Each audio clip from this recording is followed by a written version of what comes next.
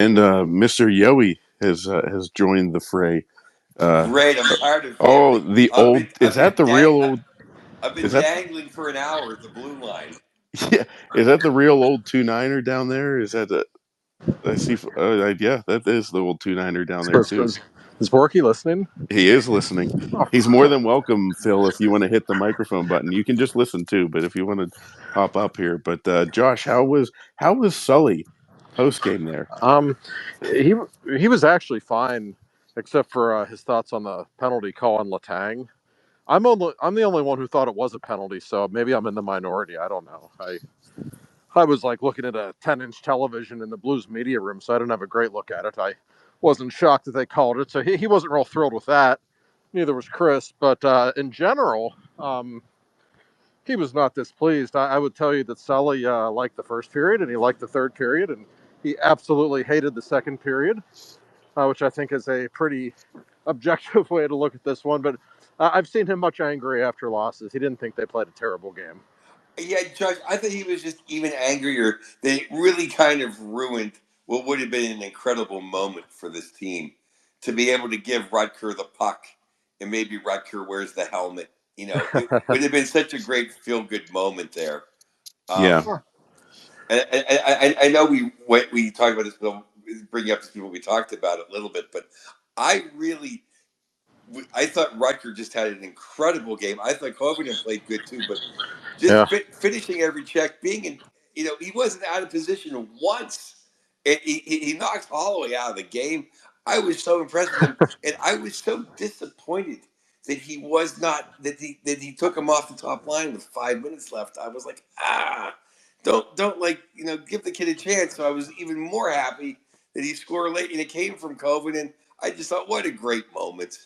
No, Rucker was good all game. And you know what I noticed, Joe, more than anything about his game tonight? And I was watching him pretty closely. You don't often say this about 21-year-old forwards. He's really good defensively, like really good. In fact, Sully said after the game that he wants to use him more on the PK, but he's already playing so many minutes with Sid that he wants to watch his minutes a little bit. You don't hear that about young forwards. Usually, the defensive aspect of the game is the last thing to come. There's not many guys who just naturally understand the game defensively when they show up in the NHL. Well, there have been some. Jordan Stahl comes to mind. He's the ultimate example. But Rucker, like it's a really complete game that he plays. He just knows how to use his body in the defensive zone. He has a lot of good defensive habits, and that's something we don't say about this team very often. Let's be honest. I No, find I find it refreshing. well, that's what a listener chimed in and said he wondered if you could compare Rutger to Horny, and I said well, I think Rutger might have a better shot. I think Horny might be just a little nastier, but I said but Rutger definitely plays better defensively, and not that Horny wasn't great defensively. It's just I don't know if he's trying to impress Sullivan, but he hasn't been out of position in 2 games. No, I don't know that Horny was great defensively. He would just literally throw his body in front of any shot. So Yeah, I mean that's a good point. and I don't like to compare anybody to him because I've never seen a player like Hornquist, and you know everyone knows I'm a big Jim Rutherford fan, and for good reasons. One bad mistake Jim made was when he compared Zach Aston-Reese to Patrick Hornquist. Zach Aston-Reese was nothing like Patrick Hornquist. He scored a goal tonight, by the way, for Columbus. But yeah, I mean, listen, this is a kid McGroarty who isn't necessarily going to wow you with his skill level, but he's so smart. He always knows where to go. He's got that big body.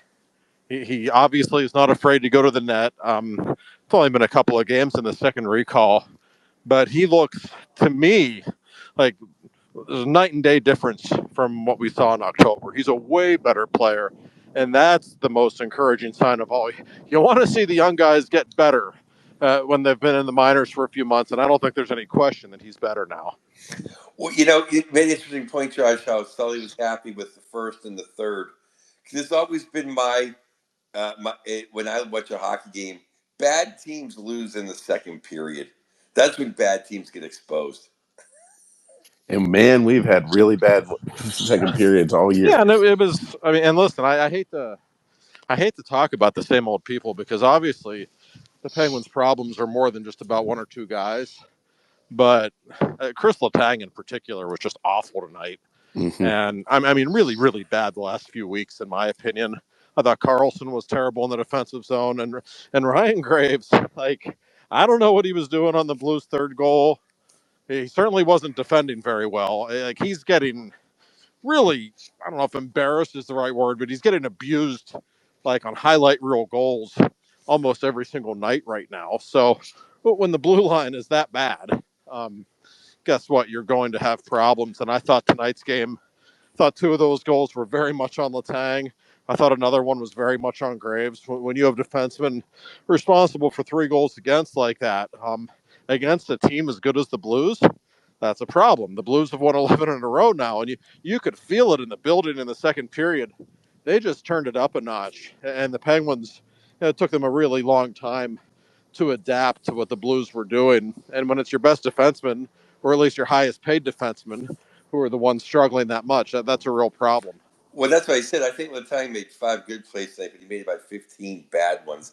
I think Timmins and Shea are the only guys that are playing okay on the blue line. And Josh, you brought to my attention how long Letang is signed for.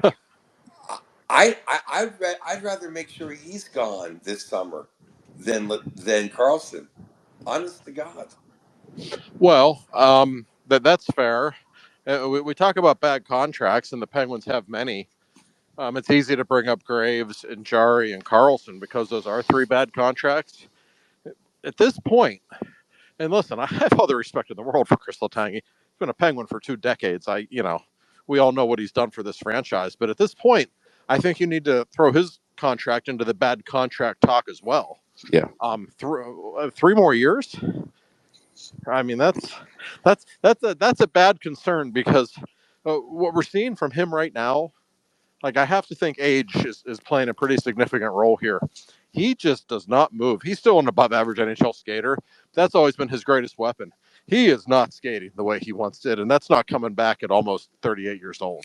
No, Mm. and he's always been pretty, but he's never been smart. Yeah. Right. No, So it's not like he's going to play a heady game. no, that's not He's him. always just made up for his mistakes. That's right. He's always been a physical freak. And that's always been. He's not a cerebral player. You're right. I mean, far from it. In fact, but when you've got skating ability like that, and when you're as strong as he is, boy, that makes up for an awful lot, as we've seen over the years. Well, Um, the other thing that stood out for me is, Achari -2, Tomasino -2. It's almost like Barry Trotz was smiling on us in that game. But the big one, Kevin Hayes. No wonder why they gave him a warm welcome. He was a traffic cone. I mean, and John, I get on it, but it's like you got to put Lazat and or he can't be between the kids. At the end of the third period, I don't. I would hope that when Gino's back, that he's up in the press box. He can't dress. First of all, it was really kind of a lukewarm response for Kevin Hayes, and he was kind of embarrassed by it and gave a very, very tepid wave. But he was terrible tonight. You mentioned Tomasino.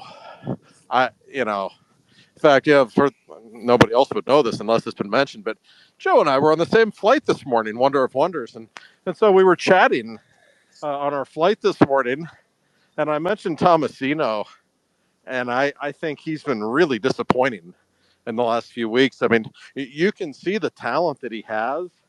He's one of those guys, when he scores goals, it's usually a pretty goal. He certainly has a pair of hands on him, but I think he's the classic player. If he's not scoring, he's not helping you at all. I thought he was no good at all tonight. And he's not playing like a guy who's trying to fight for a job right now.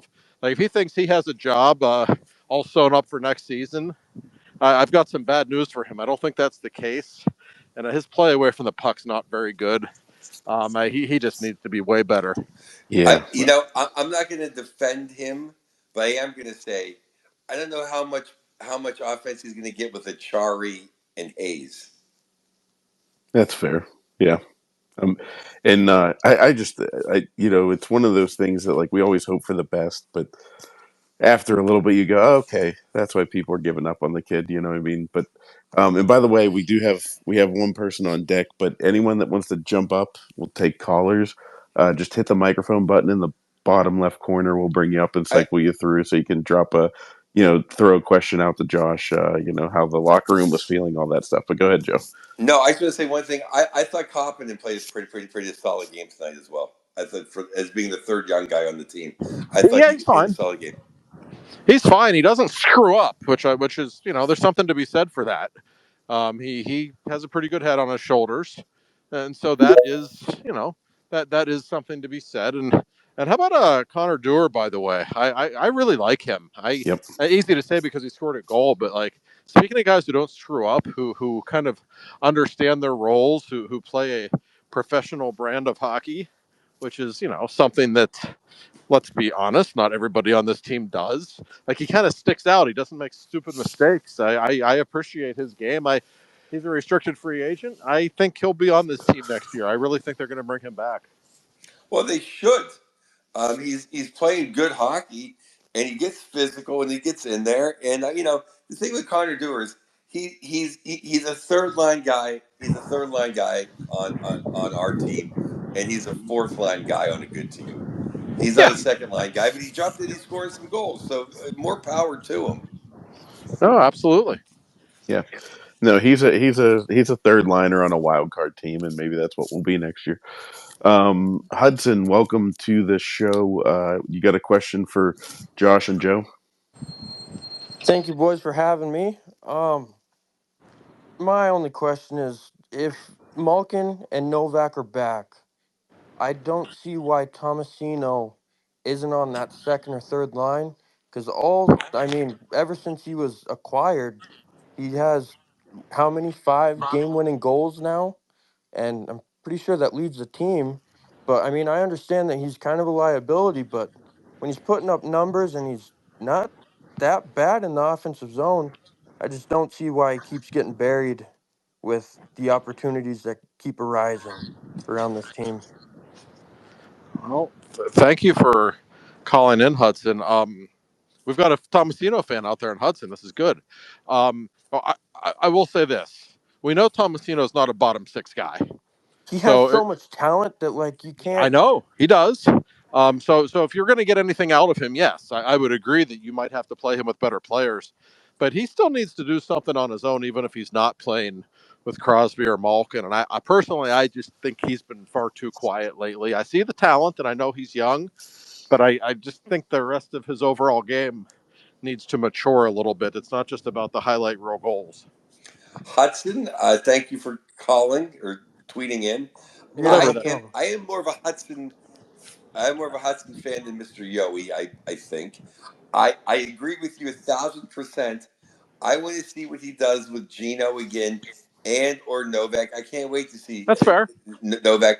But in your defense of your case, Mr. Yowie, there was times when he was not when he created offense on his own 3 weeks ago and was doing things on his own and creating things that he's never played with Sid when Gino was out or when he was on the third line he was doing a lot of things. He's really disappeared from that level, but I definitely think he deserves a chance to play on with either Novak or Gino in the not he doesn't deserve a chance to play with Gino if it's going to be Gino and Raquel and Villy, but if it's going to be Novak, which it better be Novak and not ancient old ass Hayes, then Well, maybe, I mean, if they do ever all get healthy before the end of the season, which, listen, that's a pretty big if at this point. There's only a couple of weeks left. Maybe you just put Novak and Tomasino on the third line together.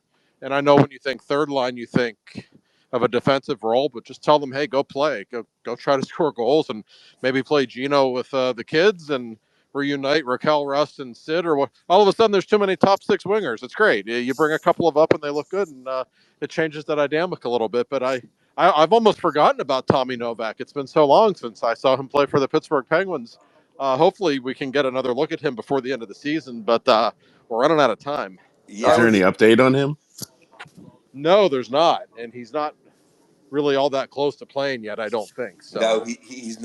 he's not on the trip. But I like I said, I agree with Hudson, and I definitely just want to see Tommy Novak, because if Tommy Novak's your center, then yeah, it's technically a third line, but it's a line that can score.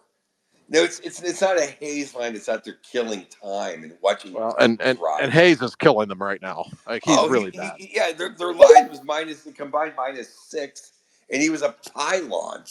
Yeah, I mean he's And he's he's hard to watch. if who is Pavel Bitchnevich ever blown past? Kevin Hayes. Yeah, Uh, it's like a Yeah. trivia question. no, Uh, and I actually like Buchnevich. I think he's a really good player. But Me you're right. too. He's not a speed guy. No, that was bad.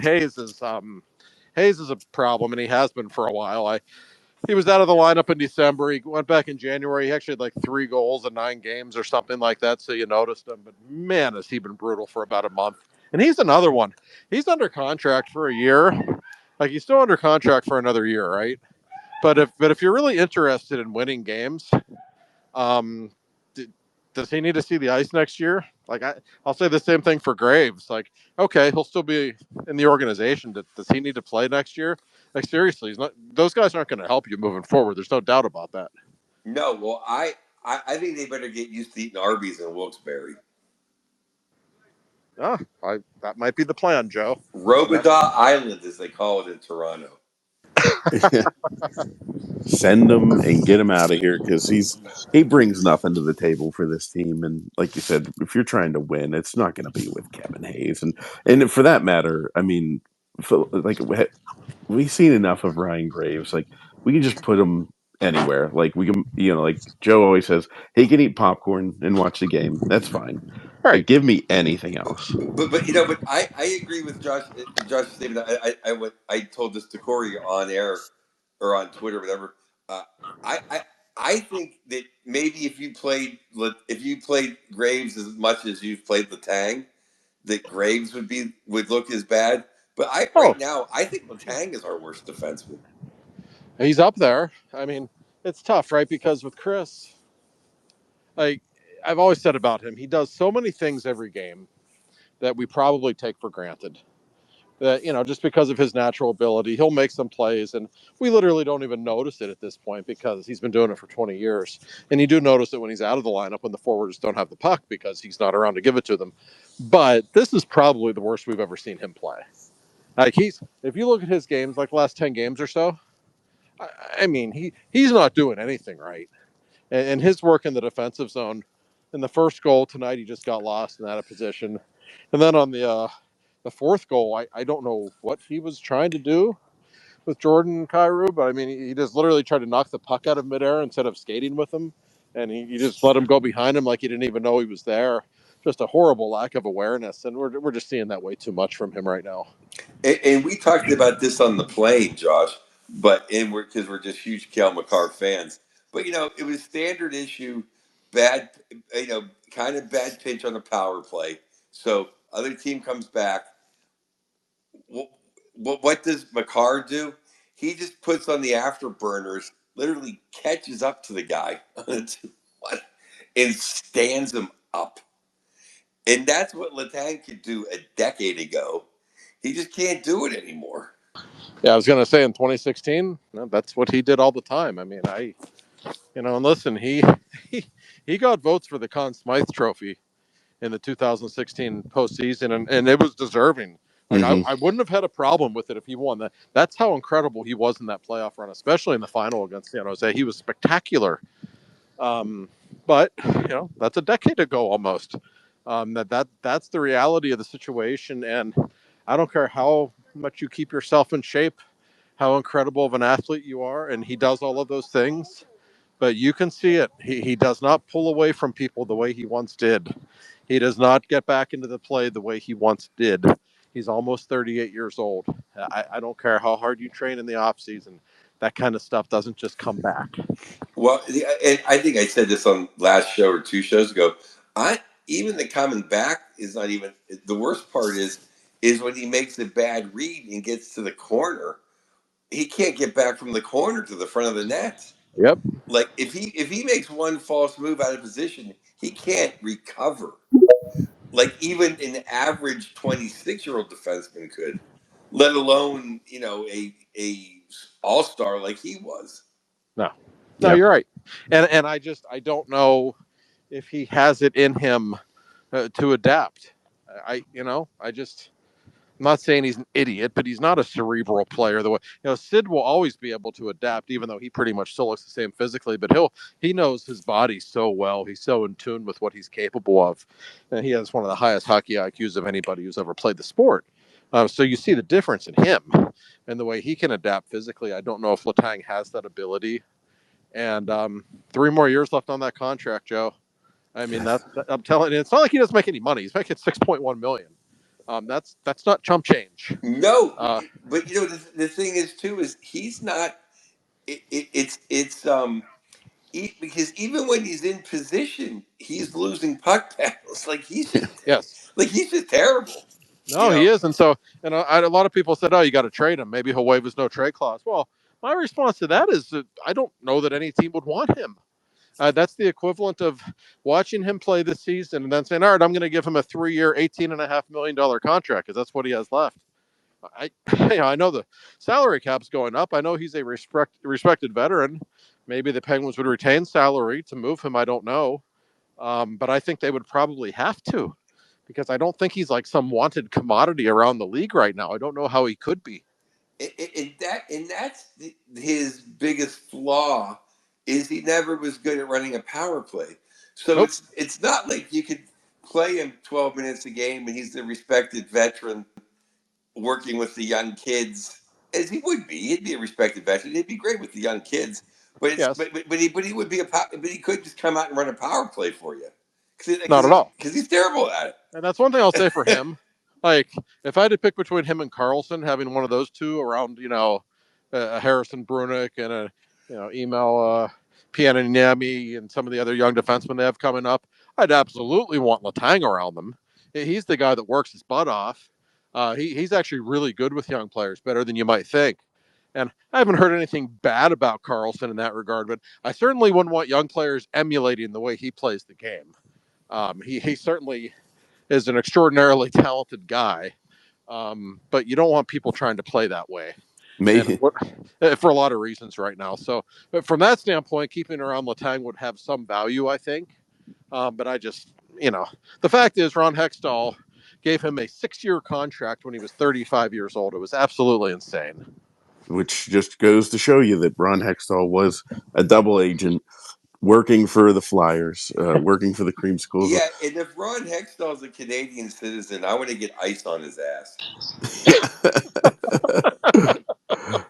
He is uh, a Canadian citizen, so Yeah, yes. um, then let's make a phone call. we've got another caller. Speaking of calls, it looks like the Queen of England has joined us. How's it Uh, going, boys? Her okay, Majesty. yeah, Yeah, good to see you. Well, first of all, I'm a big Letang defender. I have been for a long time, but the last month has been unwatchable completely. And considering the depth that Kyle is trying to form in the forward role right now, I genuinely believe this team is at least wild card worthy next year, but the defense might not be. And watching Graves, Letang, and Carlson over and over and over ruin my night every other night has just been a lot. So hopefully Pickering steals a role next year. I know his last two outings were really bad, but I'd like to see more of him. But I'm just wondering Josh's and mainly both of you, Joe and Corey's thoughts on if this team could actually go somewhere next year.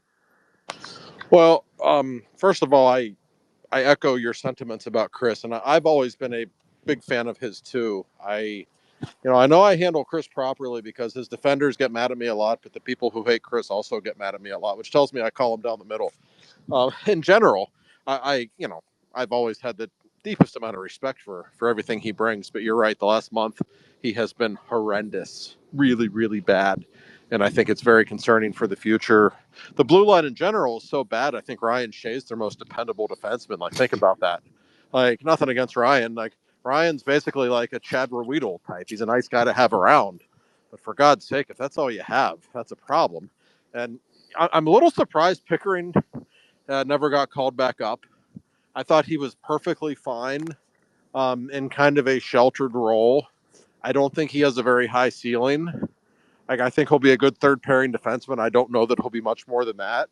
But that said, they could use that right now because they don't even have that. The blue line's a huge problem. And as for next year, listen, the East is so bad that if Sid stays healthy and if the Penguins get reasonably good goaltending next season, they can always be a playoff team in the East. Um, I just want to see how much money Kyle spends because I have been under the impression that the summer of 26 is when he gets really aggressive in free agency and plans to really make a move at that point, which means there could be another year of what we're watching right now. That said, they're going to have $25 million to spend this summer, maybe more, depending on who they can get rid of. So if they want to be aggressive, they can be. And they're not that far away from being a playoff team. They're actually not. The real thing is, how far away are they from being a Stanley Cup contender? And I think we all know the answer to that. Those are two very, very different things. Montreal's probably going to make the playoffs. They're not a Stanley Cup contender. Same with Ottawa. Same with a lot of teams. So you can get back to that spot very quickly. How do you get back to the Stanley Cup contention? That's the real question. I think it I have goes a so long many way. points to. I have so many points right there. First of all, thanks for your call and comments. First of all, I said earlier I thought Ryan Shays, like, between him and Timmins are our best defensemen. I think we can eat not easily. I think we're right there for a wild card contention and to be in a wild card position because what did we say at the beginning of the year? We need a better power play and competent goaltending. So if we got a better power play, if we bring up Mirashev, then we're going to have better goaltending. So I think we can be right there for. I think we can be right there for the wild card. It's not going to be easy, but in the East is terrible, like Josh said. I don't think there's any reason why we can't be right there for wild card. Rupper brought up something on a broadcast that people are talking about maybe not Nyes is a candidate for an offer sheet. Now, Josh, you heard me talk on the plane. Everyone That's your boy. exactly. Now, wouldn't Dubas love to stick it to the Toronto Maple Leafs, Of course he would. even though we got doers from him and Timmons? I would if we offer sheeted Nyes. How great would that be? Well, especially when you consider. See, I love where you're thinking right. What you're thinking right now because McGroarty and Koivunen, like they're on the team next year. They look like they're going to be impactful players. You bring in someone like that, I mean, yeah, that would make a difference. Obviously, he's exactly what they need, a power forward of that ilk. Yeah, anybody could use one of those. And it's funny, you know, I haven't heard that Kyle's going to pull the trigger on any offer sheets, but I haven't heard that he won't. I don't think he's against it. And if there's ever a team he would do it to, I think we know the answer. And if there's ever anybody worth offer sheeting, it's Matthew Nyes. How much would you give him? Oh, would he do? Would he do 8-5 for 5, 9 for 5? I'm a big fan, and the cap is going up, and the Penguins have a ton of money to Yeah, that's spend. what I'm saying. I mean, Oh. I don't like those 8-year contracts, but I'd give him No, not. I'd give him 9 for 5. He's gonna be worth it. no, he's He's legit. worth it with this cap, Josh. He's worth it with this cap, in my opinion. No, I know what you mean.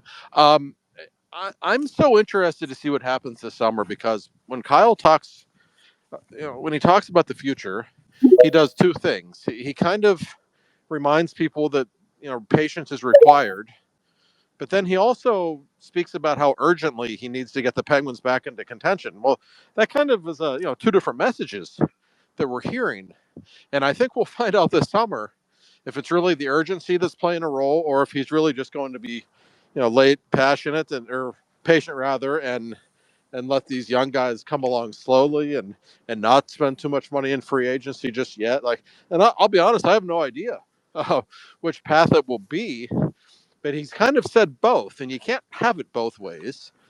So I'm as curious as anyone to see what happens, but I think it's a fascinating offseason for the Penguins. Well, I'm going to let Corey give his piece on this on the subject but I just want to say, if there's anybody to give a bigger contract to, it's that guy.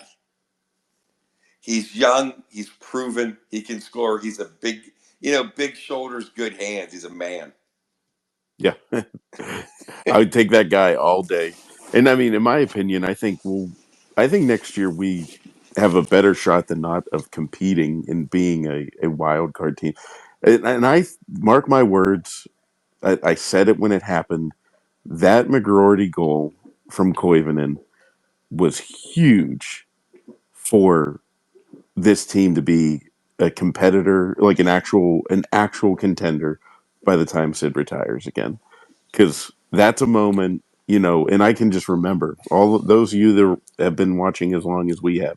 I can remember in like '06, '07, '05, '06, seeing those plays, seeing a Max Talbot in 2005, you know, score a big goal, and you're like, man, it feels like they're learning something here. It feels like something's building, and it's been a long, long time since it's felt like we've had anything building. So that to me, I was like, we won this game. Like the Penguins, and I don't know if you saw Josh on the broadcast, but Sully was really like leaning down. He was like coaching up McGroarty and Koivunen for overtime, and I think that's why he was so pissed that they had to go on the penalty kill because he really wanted to give them a chance Oh, to come through. I believe it. And to me, the most relevant part of this game, guys, it wasn't even that McGroarty scored to tie it. It was the fact that he and Koivunen were on the ice in that moment. Yep. Like that. And I asked Sully about it after the game, and he said, well, they were deserving, and I wouldn't have put them out there if I didn't think they were. And so for everybody who was so terrified, oh, they're only going to play 7 minutes a game and they're going to play on the fourth line. Like, no, I don't think so. I don't think that's the case at all. And Well, I know thank so God it's not because Hayes had a skate issue. right. Yeah, right. Exactly. And I mean, all the people who like to say, well, Sully doesn't trust the young players. Well, I mean, listen, maybe that's fair, but I think for the last few years, Sully hasn't thought the young players were any good. I think that's been the issue. I think he thinks these two guys are good, and we're seeing that. So I expect them, frankly, to receive heavy minutes the rest of the regular season in the top six, and I think that's exactly what they should be doing. Yep. Absolutely. We got Scott has joined, or Penguins are Fugazis. That's the name. What's up, Scott? What do you got for us? Now, this is kind of a question following into the offseason. There's a lot of speculation going around. That obviously with the offer sheets, I was going to bring that up, and you guys covered it pretty well. But when it comes to direction of the team next year, are do we believe that maybe they will go in the direction they did this year with smaller free agents, or do they think maybe they take a run at a guy like a Sam Bennett or somebody that will help the team now, but in the future with a competing with what time Crosby has left, but also the transition phase. Well, thank you for the question, Scott. And I guess the obvious name to bring up, I know we kind of laugh at this because it seems unimaginable, but listen, if Mitch Marner is a free agent on July 1st, we're going to hear him linked to the Penguins. He obviously has a relationship with Dubas. He and Sid are buddies, and he's a great player. And the Penguins could use some great players, and he's still 27 years old, I think. So he's a young guy. I don't think that's going to happen, but I'm not going to completely rule it out just because of how much money the Penguins have to spend. They're not going to give older guys long-term deals. I promise you that. And my assumption has been that we might see a summer like last summer with some 1-year deals with veterans, and then the next year when Gino was presumably off the books and retired, and some other people were off the books. That's when Kyle might get really aggressive. But like I said, the last question, I don't know what he's going to do because he makes you think that he's going to play it cool and take his time. But recently he keeps using the word urgency, and I think a lot of it goes back to Sid. Like I think the Penguins and Kyle Dubas are saying, "Man, he's still this great. Maybe he can be this great for 2 or 3 more years." And if that's the case, like maybe we need to get a real team around him in a hurry, and something special could happen. Maybe this guy's Tom Brady, and he's still going to dominate into his 40s because that's what he's starting to look like right now. To go with Scott, thanks for chiming in. No one is more big shoulders, good hands. He's a man than Sam Bennett. So I mean, I would love to get a hold of Sam Bennett. Oh God, who I, wouldn't? yeah, I mean, I think that I think he just may be a couple years older than Dubas wants to go. To follow up to Josh's point, they're not going to give a lot of money in a long-term contract to an older guy, unless he's younger than I think. I think he's a little too old for Dubas. Am I right, Josh? Or I think he's still in his 20s, Joe. but But he's looking to cash in the 8 times 12 or right, eight, and the eight problem. times nine. Listen, I love Sam Bennett. You win Stanley Cups with guys like him, Yeah, as we learned last year. But I also would worry about his body breaking down the way he plays. I don't know that he'll be effective at 34. right. Yeah. That's what I mean. It might just be like when we finally are at the Stanley Cup level, not just the wild card level. He might be a bit old in the tooth for his body. The other thing is, he wasn't as effective in Calgary. He might be one of these guys that is really good on a good team because that's when the stakes are high. And is he the type of guy that you need just to make the wild card? Does that make any sense? It does. I liked how you pronounce Calgary in the Canadian way. By the way, that was very thoughtful of you. Well done, Joe. Thank you. No, it makes a lot of sense. I love Sam Bennett. I don't know if he's a Dubas kind of guy necessarily. I mean, I'm sure Kyle likes him, but I don't know that the Penguins would throw huge money at him. I don't know that they'll throw huge money at anyone this summer. But I do know that, not that there's any fear of Crosby ever leaving, because it's not going to happen, but there is a fear in the organization of Crosby, playing out his contract in the next 2 years and never playing a playoff game again and retiring with, five straight missed playoffs at the end of his career. And I know the Penguins' job is to worry about the Penguins, and Kyle's job is to worry about the future. You don't want Sidney Crosby to retire in 2 years, having never tasted the playoffs again since Game 7 against the Rangers a few years back. That is a big deal to people in the organization, which makes me wonder if they might press the foot down on the accelerator a little bit more this summer than was originally the plan. Yeah, and I think I'm okay with that. If they want to, because they've got a lot. I mean, how many draft picks can you have? Like you only have so many slots that you can put people in. Like, Oh yeah, I mean they're going to have to trade some of those picks anyway. They're yeah, not using all those draft picks, and it's great that they have them. And Dubas did a good job to acquire those picks. But he's going to have to get creative, whether you're using those picks to get rid of dead money, or you're using those picks to slide up in the draft, or you're using those picks to acquire young NHL ready players. He has a lot of options. But man, there's a lot of pressure on Kyle Dubas right now. yeah, yeah, absolutely. Well, hey, I know Josh, you gotta go write an article, and Joe, while everybody's here, if anyone here is in Florida, Boca Raton specifically, Joe, what night are you Friday, on? Saturday, Sad Vans Comedy Cafe. Come on down.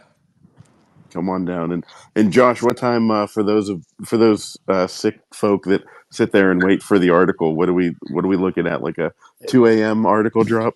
It's already done actually. I wrote really fast. I hope it didn't suck. I'm hoping it will be done sooner rather than later, although I don't know exactly when that will be.